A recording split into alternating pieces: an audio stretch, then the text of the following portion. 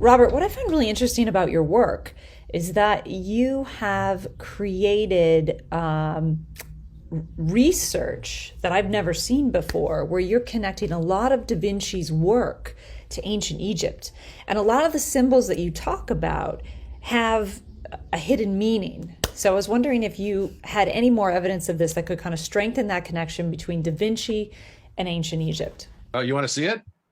You see this weird little thing hanging out here on the left side of Mona Lisa's face?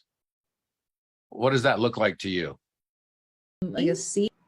It looks like a letter C, doesn't it? Kind of looks like a C. Yeah. But it's also got these things coming off the bottom of it. So it's almost like it's writing somehow, but it also could just be, if you flip this on its side, it's the shape of an omega.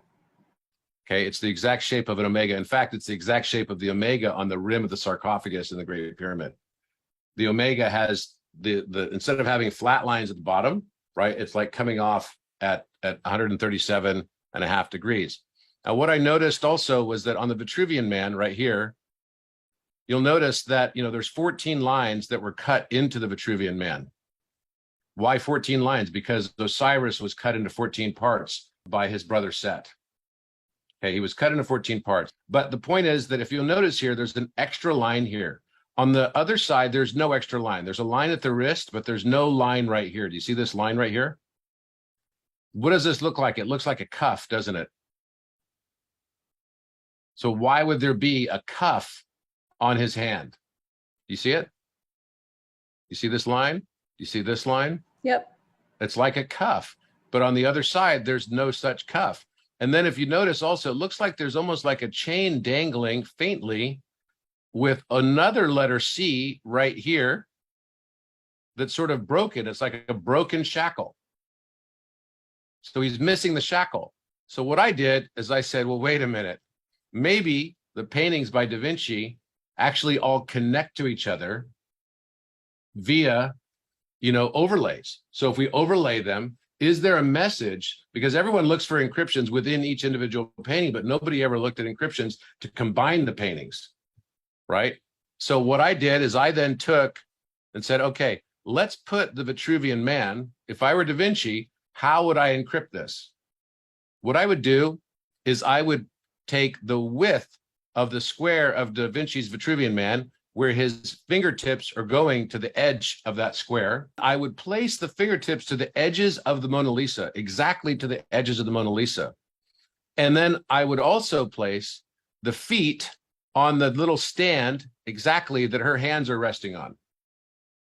And if I did that, then what happens? Well, what happens is the Vitruvian Man, which has a circle also, then perfectly crowns the Mona Lisa.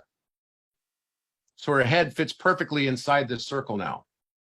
And this is a very specific proportion because the finger is coming to each edge of the end of the exact proportion of the Mona Lisa.